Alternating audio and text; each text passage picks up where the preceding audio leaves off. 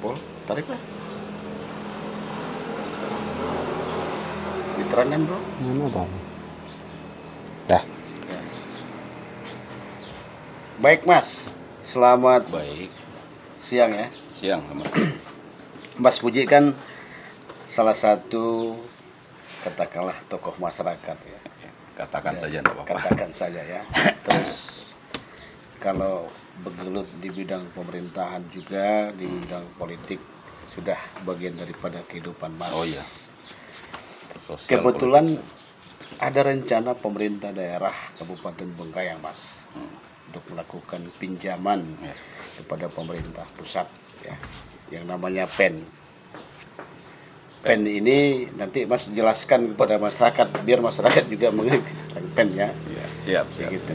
Terus sebenarnya asas manfaat PEN ini apa tuh mas? Program Bupati ini nanti kedepannya itu lebih baik itu. Apa tuh mas? Kira-kira mas? Yang jelas begini, tapi sebelumnya saya mohon maaf karena memang ini di luar daripada apa ya,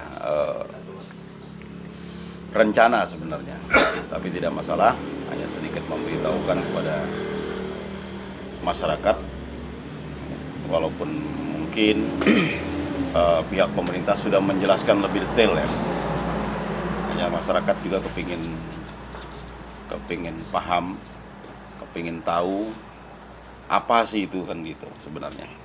Sebenarnya program-program yang dibuat oleh pemerintah itu baik. Artinya bagaimana masyarakat ini sejahtera. Itu ya sebenarnya kuncinya. Termasuklah salah satu program pemerintah dengan meluncurkan PEN ini ya. Pemulihan ekonomi nasional. Sangat bagus sekali. Hanya perlu kita kaji bersama, karena ini kan modal ini modal pinjaman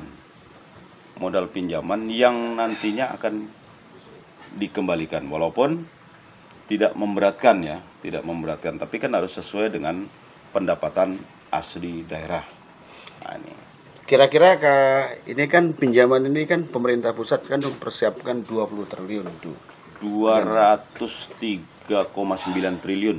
220 Ya, triliun yang dipersiapkan oleh pemerintah pusat kepada daerah-daerah yang ada di seluruh Indonesia. Oh, Salah iya, satunya iya. Bengkayang. Kalau Singkawang kan sudah 200 miliar.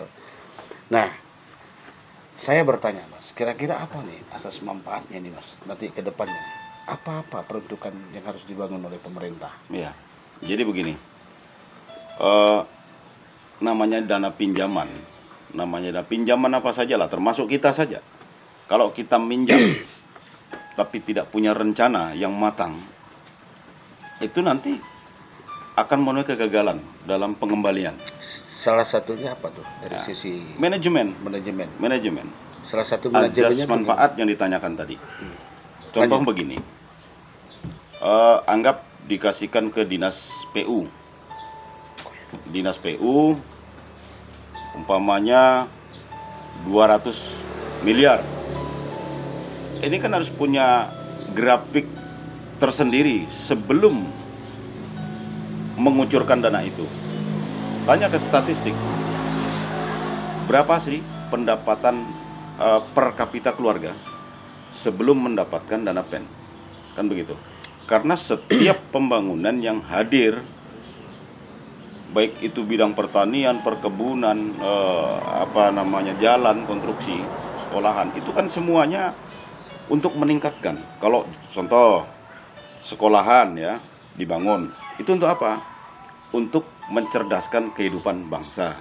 Artinya membenahi dari sumber daya manusianya. Kan begitu. Oke, saya sedikit responsif tentang hasil pendapatan per kapita masyarakat. Ya. Yang saya tanya kepada Mas, PAD Kabupaten Bengkayang ini sebenarnya berapa sih yang benar Mas? Yang benar PAD-nya, apakah kita standar nasional yang 30% atau kita kurang dari 3%? 3% atau kurang dari 3%? Ya, kita kurang masih, kita jauh sekali. jauh sekali. Karena disitulah ya, di situ tugas kita semua, bukan hanya tugas pemerintah, untuk sama-sama lah berpikir. Kalau pemerintahnya mau, dewannya mau, masyarakatnya kurang mendukung, sama juga, ndak ada imbasnya. Terus masyarakatnya mau, ya, DPRD-nya lelet, pemerintahnya mau, sama juga. Karena yang menekan atau membuat perda ini, yang menelurkan ini kan DPR. Untuk sementara kita kepada substansial dana pen ya. Iya, makanya itu. Substansialnya itu. Kalau pertanyaannya bagaimana sih ajas manfaat dana pen, itu baik. Karena dari judulnya itu sudah baik, pemulihan ekonomi nasional. Nah, sekarang makanya tadi itu harus berinjak dari data. Semuanya kita berawal dari data. Jangan main-main data, jangan main data, tapi data yang real. Ya, data yang real. Berapa sih sebenarnya pendapatan per kapita umpamanya daerah Siding, umpamanya 100.000 ya, tahun sebelum pen muncul. Begitu pen itu muncul, nah itu kan harus ada imbasnya. Begitu dibangun ini jalan, akhirnya yang timbul di situ adalah akses yang baik, kan begitu. Akses yang baik untuk membawa hasil bumi mereka, entah karet, entah lada, yang tadinya mungkin setengah hari dicapailah dalam 1 jam umpamanya. Di situ sudah mengurangi biaya kos. Kebetulan saya melihat program atau rencana pembangunan dana pen atau peruntukannya itu yang paling besar itu ada di 3 kecamatan, Ya. Kecamatan Samalantang, Menterado, dan Capkala. Kira-kira dorongan Mas kepada pemerintah itu apa, Mas? Kan hanya 2, jembatan dan jalan. Jadi begini, kalau dana pen ini tergantung ini ya. Ini pen yang untuk konstruksi kali ya kan.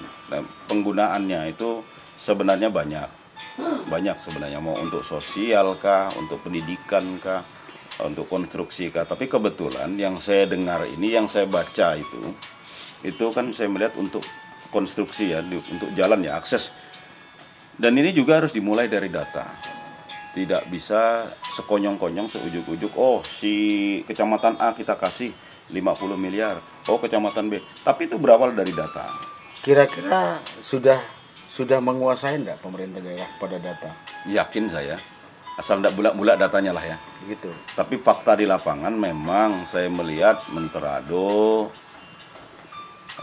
itu cukup luar biasa parahnya. Wajar kalau dia dapat sebegitu. Hanya saja begini, karena dana pen ini kan nanti dikembalikan. Yang mengembalikan itu pajak, ya.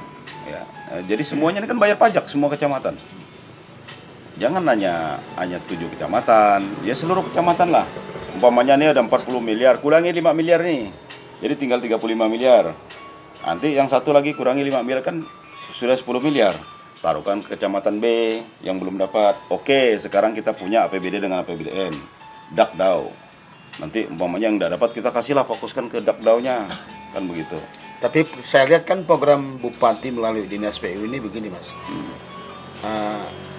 Mungkin menggali dari suatu masalah ya, pengalaman yang 10 tahun yang lalu. Ya. Dulu kan ketika ada anggaran 5M misalnya, toh dibagi misalnya 20 paket, ditunjuk PL. Akhirnya ini kan tidak ada asas manfaatnya. Kekuatan atau dari sisi kualitasnya kan tidak ada. Asas manfaatnya kan sangat pendek sekali. Kalau ini dengan anggaran yang begitu besar, ya, terus untuk nanti dari sisi kualitasnya, ini kan menyangkut tonase, Mas. Iya. Untuk angkutan akses jalan jembatan ini kan sangat perlu kita kualitasnya yang bagus. Betul. Itu harapannya dengan Pak Bupati itu gimana? Betul. Kalau saya melihat Pak Bupati ini konsepnya sudah tepat ya. Karena memang pengalaman yang sebelumnya ini sudah diambil contoh tadi 5 miliar. 5 miliar ini dibagi 200 di-PL kan. Berebut di DPR kan. Jadi kita kontraktor mau masuk itu sudah punya si Anu, punya si Anu. Akhirnya kontraktor gigit jari. Nah, ini pengalaman tahun yang lalu dijadikan ya acuan lah buat kita. Jangan diulang lagi lah yang hal-hal yang buruk buruk, yang buruk ya, jangan diulang lagi, sehingga masyarakat sekarang ngeluh tak ngeluh. Ya memang tidak ada puasnya, namanya masyarakat ini tidak ada, tapi saya sudah melihat Pak Bupati ini sudah memberikan hal yang terbaik lah menurut saya, yang positif lah ya. Hanya itu jadi catatan, apalagi zaman sekarang ini perusahaan-perusahaan di Kabupaten Bengkayang baru mau pulih. Selama hampir 15 tahun saya sendiri secara pribadi, perusahaan saya ditenggelamkan, kecuali saya kerja di luar. Saya kembali kepada fungsi kewenangan DPRD Kabupaten Bengkayang. Tadi kan Mas menyinggung tentang fungsinya ya, tugasnya. Kira-kira masukan untuk DPR ini, Mas, apa Mas untuk masalah dana PEN ini? Ya, bukan hanya saya sendiri sebenarnya yang paham. Masyarakat luas sebenarnya sudah paham, apalagi DPR-nya sendiri. Karena di DPR sudah paham dia dengan tugas fungsi mereka. Hanya saja mungkin apa namanya, ya pura-pura enggak paham lah. Pura-pura enggak paham. Pura-pura enggak paham. Apa sebabnya pura-pura enggak paham? Ini kan karena politik ya. Bukan politik, karena faktor manusia sebenarnya. Bandnya ya. Faktor manusia yang sudah dibiasakan, ya sulit mau kita bicarakan, diuraikan itu sulit ya. Karena itu tadi mereka paham, masyarakat juga paham. Cuman ada orang-orang juga yang memang sengaja membuat membuat keruh, sehingga pengusaha Bengkayang lagi sulit untuk bangkit. Untuk bangkit. Karena apa? Contoh lah ya tahun ini. Kenapa enggak berdiri saja Mas? Jangankan bangkit. Untuk berdiri itu gimana? Duduk gimana?